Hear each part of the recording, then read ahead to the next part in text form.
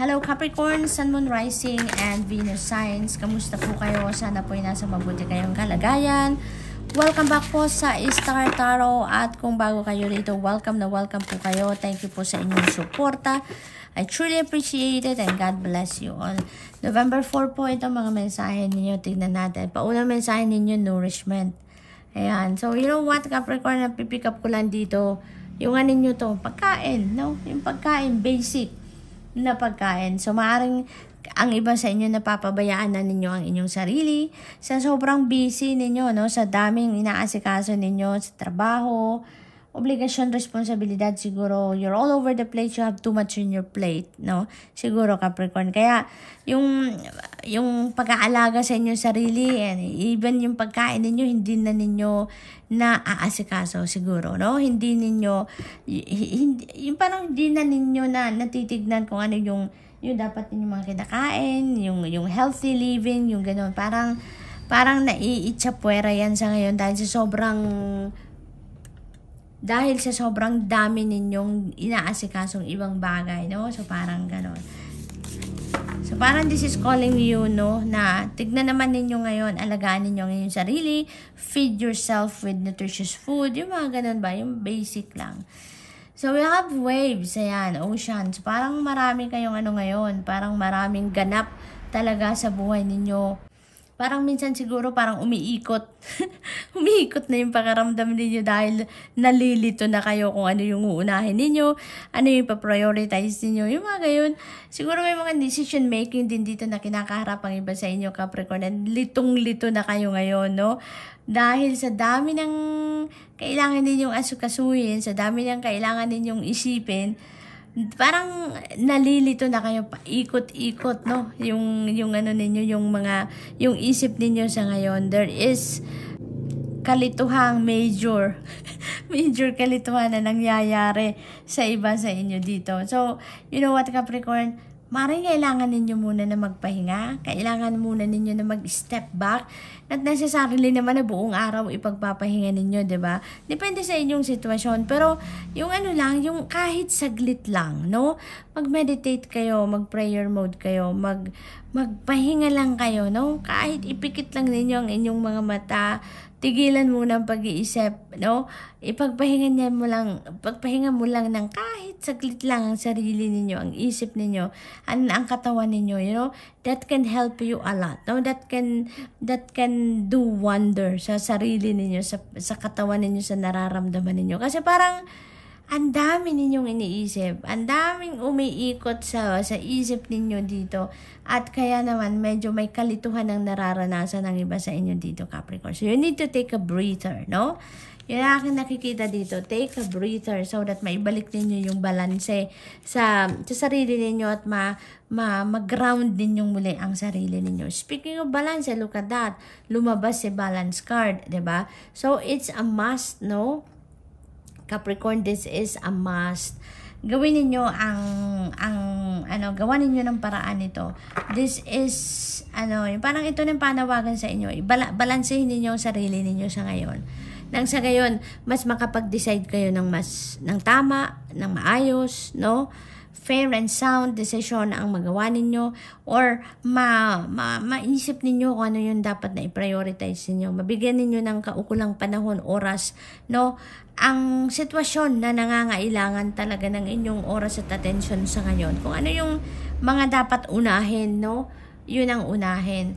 But dahil sa umiikot-ikot dito ang isip ninyo, parang nalilito na kayo dyan, kailangan ninyong huminga muna, no? Take a step back ng kahit saglit lang, Capricorn, kahit saglit lang.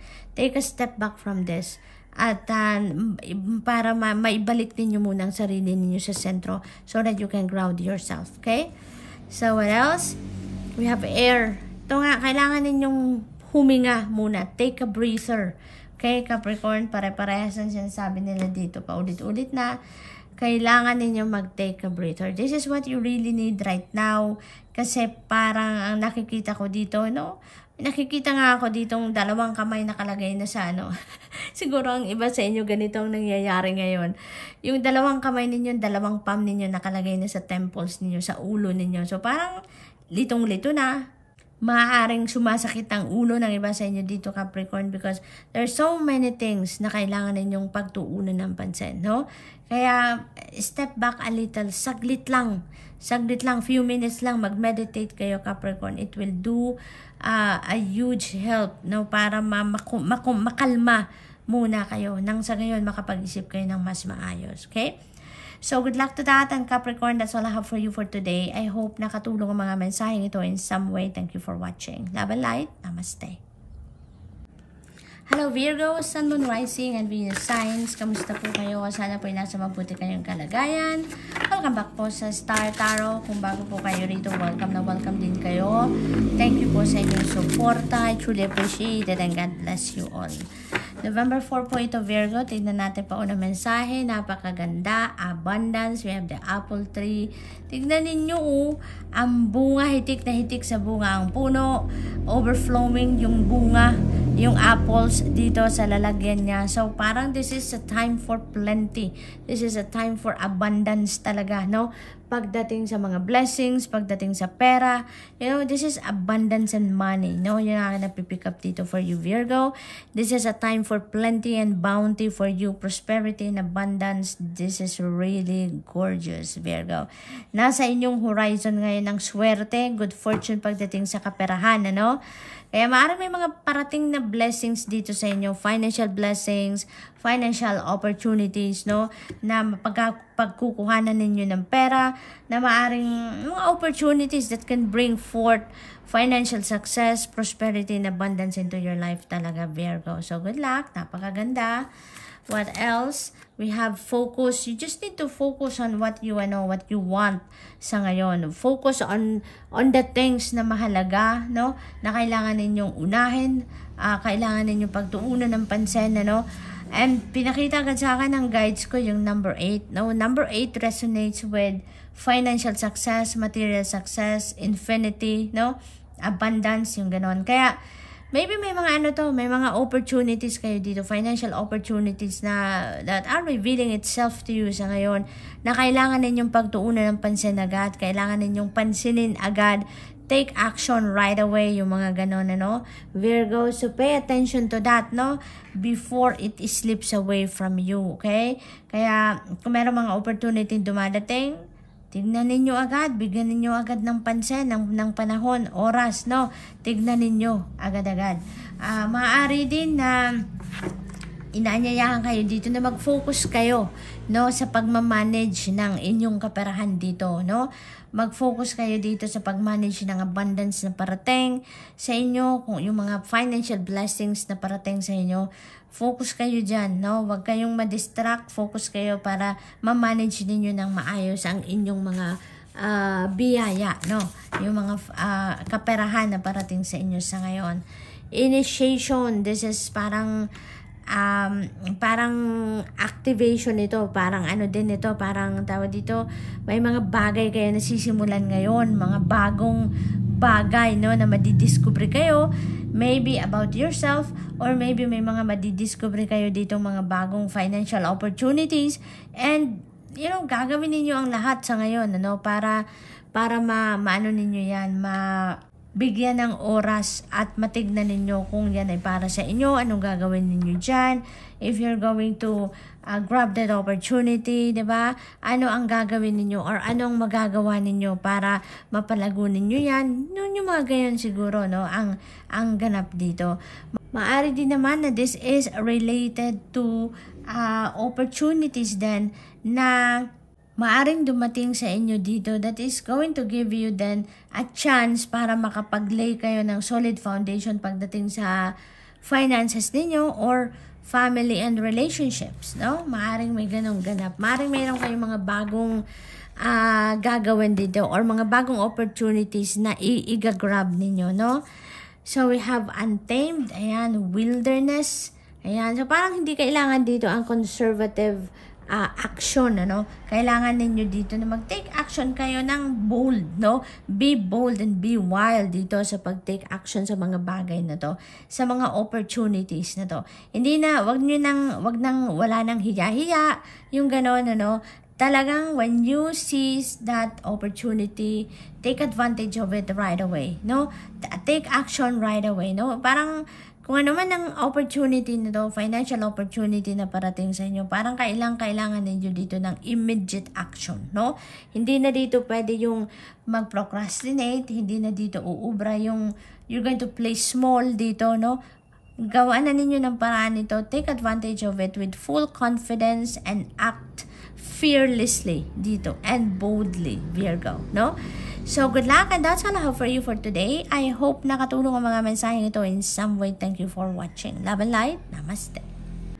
Hello Taurus, Sun, Moon, Rising, and Venus signs. Kamusta po kayo? Sana po nasa mabuti kayong kalagayan. Welcome back po sa Star Tarot. Kung bago kayo rito, welcome na welcome kayo. Thank you po sa inyong support. I truly appreciate it, and God bless you all. Tignan natin ang mga messages ninyo for today, November 4. We have air. Ayan. You need to take a breather, no? Taurus, yun na akin na pick up agad dito. Maybe, ano na kayo, pagod, no? You're all over the place. Maybe you have too much on your plate. Dami ninyong ginagawa, kaya kailangan ninyo ditong magpahinga. Kailangan ninyo ditong huminga talaga, no? Yung mag-step back muna kayo ng kahit saglit lang dyan sa mga ginagawa ninyo, sa mga pinagkakabisihan ninyo. Nang sa gayon ay maibalik ninyo sa sarili ninyo yung balanse, no? You need to take a breather dito. Most importantly, no? Taurus, we have release. Ayan. So, kailangan talaga mag-take a breather dahil, parang may intense emotion kayo dito na nararamdaman. Siguro meron kayong nararamdaman dito na inis, galit, disappointment, mga ganon. And sinusuppress lang ninyo yan, no?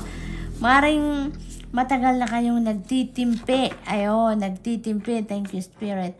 Matagal na kayong nagtitimpe. Matagal na kayong nagkukontrol, no, ng pakiramdam na ninyo yan. And ngayon, you're being invited here to release it, no? Taurus, otherwise, kapag sumabog kayo, no, ay nako, baka hindi ninyo yan ikatuwa. Maring maapektuhan kayo dyan in a negative way. Kaya wag ninyo nang i-suppress kung anong inyong nararamdaman. Not necessarily na mag-outburst kayo ngayon para ma-release ninyo ang galit ninyo or disappointment or whatever that is. There are so many different ways na mai-express ninyo or mailalabas ninyo yung galit ninyo or kung ano pa mang disappointment, no, na nararamdaman ninyo. There are so many ways to do that. So, isipin nyo lang mabuti na sa pag-release ninyo ng intense emotion na yan, make sure na hindi kayo masasaktan, hindi kayo makakapanakit din ng damdamin ng iba, no, yung mga ganon. Kaya, lang din, i-release din ninyo yan ng responsibly, kumbaga, no? Kasi hindi magandang nagkikim-kim kayo ng galit, 'di ba? If kailangan makipag-usap, kung kailangan na mag-step up kayo as the bigger person, 'di ba? Yung mga ganung bagay para nang sa gayon ma-let go ninyo yung nararamdaman ninyo, nang sa gayon lumuwag ang pakiramdam ninyo. Otherwise, no, yung galit, yung napagtitimpi ng mga ganyang pakiramdam, nakaka-stress. Hindi nakakatulong yan sa katahimikan or katiwasayan ng yung pakiramdam or isipan, diba? So, persistence, maaring ito yung kailangan ng iba sa inyo dito, no? Persist, mag-persevere, yung ganon. Maaring ang iba sa inyo dito, ang ganap dito parang ang tagal na ninyong nagsisikap, ang tagal na ninyong pinagtatrabahuan ang bagay na ito, pero maaring wala pa rin nangyayari, no? Hindi nyo pa rin nakukuha kung ano ang ine-expect ninyo, so maaring ganun. Kaya, you may need to step back a little, no? Konti, pahinga muna ng konti, mag-take a pause muna kayo sa kung ano man ang inyong ginagawa.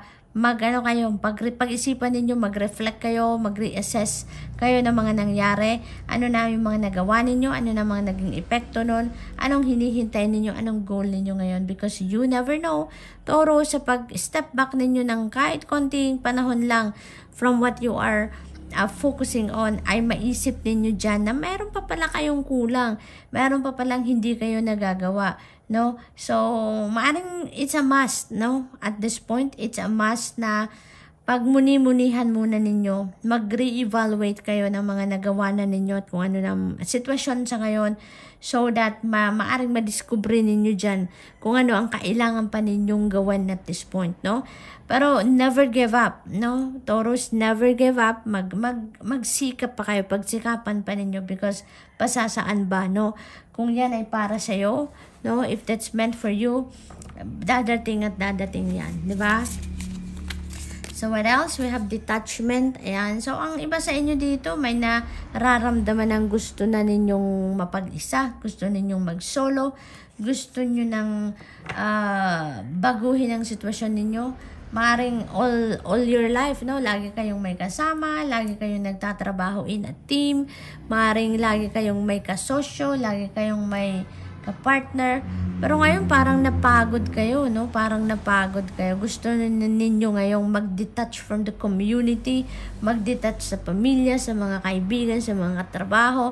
Yung mga ganun, Taurus. Maaring temporary lang ito. Gusto nyo lang na mag-solitude. Maaari din ng ganun ang ganap. Gusto nyo lang na mapag-isa for quite a bit. Nang siguro magmumuni-muni lang kayo. Maaring ganun. Or maaari din na gusto nyo talagang mag-solo ngayon. Gusto ninyong to live on your own. To decide on your own. Yung mga ganun ba? So maaring yun ngayon ang nakikita ninyong makakabuti para sa sarili ninyo, no? So, whatever it is, no, na ideas ninyo, i-offer ninyo yan sa Panginoon. Humingi kayo ng gabay, no, kung that is what is best for you to do, no?